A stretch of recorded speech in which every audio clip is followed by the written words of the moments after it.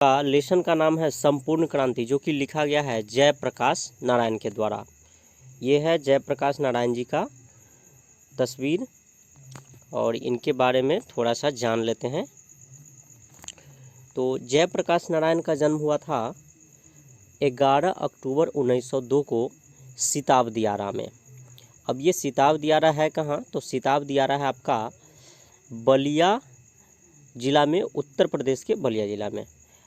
दरअसल ये जो सिताब दियारा गांव है यह 2 ज़िला में फैला हुआ है, बिहार के सारण ज़िला में और उत्तर प्रदेश के बलिया ज़िला में। लेकिन इनका जो जन्म हुआ था वो उत्तर प्रदेश के बलिया ज़िला वाला में सिताब दियारा में हुआ था। तो इसको आप याद रखेंगे अगर एग्ज़ाम में आए सिताब दियारा, और ऑप्शन में आपका ज़िला भी दिया रहा है तो आप बलिया चुनेंगे वहाँ पर। इनकी मृत्यु हुई थी 8 अक्टूबर 1979 को पटना में। इनके माता पिता का नाम, माँ का नाम फूलरानी और पिता का नाम हर्षोदयाल था। इनकी पत्नी का नाम था प्रभावती। इनको लोकनायक जयप्रकाश नारायण के नाम से जाना जाता था। ये काफ़ी पब्लिक में लोकप्रिय थे, जनता के पक्षधर थे, इसलिए इनको जनता लोकनायक के नाम से भी जानती है। इनका उपनाम जेपी भी है और बचपन का इनका जो नाम है वो है बाउल। इस चीज़ को आप याद रखेंगे, ये एग्ज़ाम में पूछता है कि जयप्रकाश नारायण के बचपन का नाम क्या था। इनको 2 पुरस्कार मिला था। एक मिला था मैग्सेसे सम्मान, एक मिला था आपका मैग्सेसे सम्मान जो कि 1964 में दिया गया था, और एक मिला था भारत रत्न जो कि 1998 में दिया गया था। अगर शिक्षा की बात करें तो इनकी शिक्षा आईएससी की शिक्षा जो हुई थी वो पटना कॉलेज में। इसके बाद वे अमेरिका चले गए थे जहाँ पर उन्होंने कैलिफोर्निया, ब्रसेल्स आदि विश्वविद्यालयों में अध्ययन किया। तो ये थी उनके बारे में कुछ प्रमुख जानकारियाँ जिससे आपका एग्ज़ाम में बहुत सारा क्वेश्चन बनता है। तो चलिए आइए अब देखते हैं इस पाठ का वस्तुनिष्ठ प्रश्न यानी ऑब्जेक्टिव। क्वेश्चन नंबर फर्स्ट में आपसे पूछा है कि संपूर्ण क्रांति शीर्षक पाठ साहित्य की कौन सी विधा है। तो देखिए संपूर्ण क्रांति जो पाठ है यह एक भाषण है जो कि जयप्रकाश नारायण के द्वारा 5 जून 1974 को पटना के गांधी मैदान में दिया गया था। तो इसको आप याद रखेंगे कि कहाँ दिया गया था, तो पटना के गांधी मैदान में। और कब? तो 5 जून 1974 को, क्योंकि यहाँ से भी क्वेश्चन आपका बनता है। तो इसका राइट आंसर आपका क्या हो जाएगा? राइट आंसर हो जाएगा ऑप्शन सी, भाषण। संपूर्ण क्रांति शीर्षक पाठ साहित्य की कौन सी विधा है? तो भाषण है। अगला क्वेश्चन देखेंगे हम लोग। क्वेश्चन नंबर 2 में पूछा है संपूर्ण क्रांति शीर्षक पाठ के लेखक कौन है। तो अभी हम लोगों ने ऊपर देखा कि संपूर्ण क्रांति शीर्षक पाठ के लेखक कौन है? जयप्रकाश नारायण, जिन्हें लोकनायक जयप्रकाश नारायण भी कहा जाता है, जेपी के नाम से भी जाना जाता है। तो ऑप्शन ए इसका राइट आंसर हो जाएगा। क्वेश्चन नंबर 3 देखेंगे। पूछा है जयप्रकाश नारायण का जन्म कब हुआ था। तो जयप्रकाश नारायण का जन्म हुआ था, हम लोग अभी ऊपर देख करके आए हैं, 11 अक्टूबर 1902 को बलिया उत्तर प्रदेश में सिताब दियारा गाँव में। तो इसका राइट आंसर हो गया आपका ऑप्शन ए। नेक्स्ट क्वेश्चन है आपका जयप्रकाश के बचपन का नाम क्या था। तो जयप्रकाश के बचपन का नाम था बाउल, जो कि हम लोग ये भी देख चुके हैं ऊपर। ऑप्शन डी इसका राइट आंसर हो जाएगा। क्वेश्चन नंबर 5 में है जयप्रकाश नारायण का जन्म कहाँ हुआ था। तो जयप्रकाश नारायण का जन्म हुआ था सिताब दियारा गांव, बलिया उत्तर प्रदेश में। ऑप्शन सी इसका राइट आंसर हो जाएगा। क्वेश्चन नंबर 6 में देखेंगे कि जेपी किस नाम से प्रसिद्ध थे। तो जेपी जो थे वो लोकनायक के नाम से प्रसिद्ध थे। तो ऑप्शन ए इसका राइट आंसर हो जाएगा। क्वेश्चन नंबर 7 में है आपका बिहार के छात्र आंदोलन का नेतृत्व जेपी ने कब किया था। देखिए बात है 1974 ईस्वी की। उस समय हुआ था बिहार में छात्र आंदोलन। इसका कारण क्या था? तो बढ़ती हुई महंगाई, भ्रष्टाचार, बहुत सारे कारण थे। जनता असंतुष्ट थी सरकार से। तो उस समय जयप्रकाश नारायण के नेतृत्व में छात्र आंदोलन किया गया था। वो कब हुआ था? 1974 में। और इसी के बाद आपातकाल घोषित कर दिया गया था। इंदिरा गांधी की सरकार थी उस समय। तो इसका राइट आंसर हो जाएगा ऑप्शन बी। नेक्स्ट क्वेश्चन है आपका क्वेश्चन नंबर 8, संपूर्ण क्रांति शीर्षक भाषण जेपी ने कब दिया था? तो जैसा कि हम लोगों ने ऊपर देखा था कि 5 जून 1974 को, तो ऑप्शन ए इसका राइट आंसर हो जाएगा 5 जून 1974 को। और कहाँ दिया गया था ये भाषण? तो पटना के गांधी मैदान में, इसको याद रखेंगे। अगला क्वेश्चन है आपका, जयप्रकाश नारायण को भारत रत्न पुरस्कार कब मिला? तो जयप्रकाश नारायण को भारत रत्न पुरस्कार मिला था 1998 में। अगर यहाँ पर पूछ देता आपसे कि मैग्सेसे सम्मान कब मिला था, तो वो 1964 में मिला था। उसको भी आप याद रखेंगे, एग्जाम में वो भी पूछा जा सकता है। चलिए अगला क्वेश्चन देखते हैं। क्वेश्चन नंबर 10 में पूछा आपसे कि जेपी किस प्रकार के विचारक थे? तो देखिए जेपी जो थे उनका विचार था समाजवादी, वे समाजवादी सोच के थे। समाजवाद में क्या होता है कि समाजवाद में व्यवस्था कुछ इस तरह से होती है कि सारा चीज़ सरकार ही कंट्रोल करती है। वो प्राइवेट लोगों के हाथ में कुछ नहीं होता है। वो सारा चीज़, जैसे कि बिजली बनाना हो गया या कोई कंपनी वगैरह कुछ भी है, तो वो सरकारी होती है। तो इसी को कहते हैं समाजवादी व्यवस्था। तो ऑप्शन बी इसका राइट आंसर हो गया।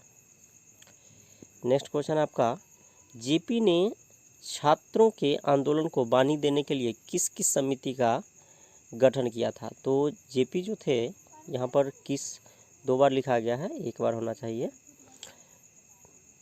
तो इसका राइट आंसर हो जाएगा छात्र संघर्ष समिति। जेपी ने छात्र संघर्ष समिति का गठन किया था छात्र आंदोलन को बढ़ावा देने के लिए। क्वेश्चन नंबर 12 है, जयप्रकाश नारायण मार्क्सवादी कब बने? तो जयप्रकाश नारायण मार्क्सवादी बने थे 1924 में। तो ऑप्शन ए इसका राइट आंसर हो जाएगा। क्वेश्चन नंबर 13 देखेंगे। क्वेश्चन नंबर 13 में आपसे पूछा है कि जेपी के अनुसार राजनीति में भ्रष्टाचार क्यों है? तो देखिए जेपी यानी कि जयप्रकाश नारायण का मानना था कि राजनीति में भ्रष्टाचार का जो मूल कारण है, ऐसे तो बहुत सारे कारण हैं, लेकिन जो भ्रष्टाचार का मूल कारण है वो है चुनाव का खर्च। चुनाव में इतना ज़्यादा खर्च होता है कि कोई भी सत्ता में आने के बाद वह भ्रष्टाचार को अपना लेता है पैसे को कमाने के लिए। उदाहरण के लिए, अगर किसी को विधायक में खड़ा होना है या सांसद में खड़ा होना है तो उसको करोड़ों रुपया टिकट के लिए देना पड़ता है, और बाद में जब वही मंत्री बन जाता है तो सोचता है कि हमने जो करोड़ों रुपया खर्च किया है उसको किसी तरह से निकाल ले, और इसी में हो जाता है आपका भ्रष्टाचार। तो भ्रष्टाचार का जो मूल कारण वो समझते थे चुनाव का खर्च, और उनका कहना था कि हमारी व्यवस्था इस तरह से होनी चाहिए, चुनाव की व्यवस्था, कि गरीब से गरीब व्यक्ति भी चुनाव को लड़ सके और उसमें उसको कोई खर्च करना नहीं पड़े। तो वो मूल कारण जो समझते थे भ्रष्टाचार का, वो क्या है? तो चुनाव का खर्च। तो ऑप्शन बी इसका राइट आंसर हो जाएगा। 14 का देखेंगे, रिकंस्ट्रक्शन ऑफ इंडियन पॉलिटी के लेखक कौन है? तो इसके लेखक हैं जयप्रकाश नारायण, ऑप्शन सी। अगला क्वेश्चन आपका, किस पाठ में कहा गया है अगर कोई डेमोक्रेसी का दुश्मन है तो वे लोगों के दुश्मन हैं, वो जनता के शांतिमय कार्यक्रमों में बाधा डालते हैं, उनकी गिरफ्तारियां करते हैं, उन पर लाठियां चलाते हैं, गोलियां चलाते हैं। तो ये आया है आपका संपूर्ण क्रांति पाठ में, जो कि जयप्रकाश नारायण के द्वारा लिखा गया। ऑप्शन डी इसका राइट आंसर हो जाएगा। एक बार और देख लेते हैं इसमें क्या कहा गया है कि डेमोक्रेसी का दुश्मन उसको माना जाता है जो शांतिमय कार्यक्रमों में बाधा डालता है, जो शांतिपूर्ण प्रदर्शन कर रहे हैं उनकी गिरफ्तारियां करता है, उन पर लाठियां चलवाता है, गोलियां चलवाता है, वे डेमोक्रेसी के शत्रु हैं, डेमोक्रेसी के दुश्मन हैं। ऐसा कहा गया है संपूर्ण क्रांति में। और किसने कहा है? तो वो कहा है जेपी ने, यानी कि जयप्रकाश नारायण ने। इसका राइट आंसर हो गया आपका ऑप्शन डी। चलिए क्वेश्चन नंबर 16 में देखेंगे, इंफ्रास्ट्रक्चर का अर्थ क्या होता है? तो देखिए इंफ्रास्ट्रक्चर का अर्थ होता है आधारभूत ढांचा। अब आधारभूत ढांचा में कौन कौन चीज़ आता है? तो आधारभूत ढांचा उसे कहा जाता है जो किसी भी देश या राज्य के विकास के लिए जिम्मेदार होता है, जैसे कि स्कूल हो गया, कॉलेज हो गया, आपका सड़क हो गया, बिजली हो गया, अस्पताल हो गया, तो इन सबको आधारभूत ढांचा के अंतर्गत रखा जाता है। तो यहाँ पर क्या हो जाएगा राइट आंसर, आधारभूत ढांचा, ऑप्शन ए। इंफ्रास्ट्रक्चर का अर्थ क्या होता है, तो आधारभूत ढांचा।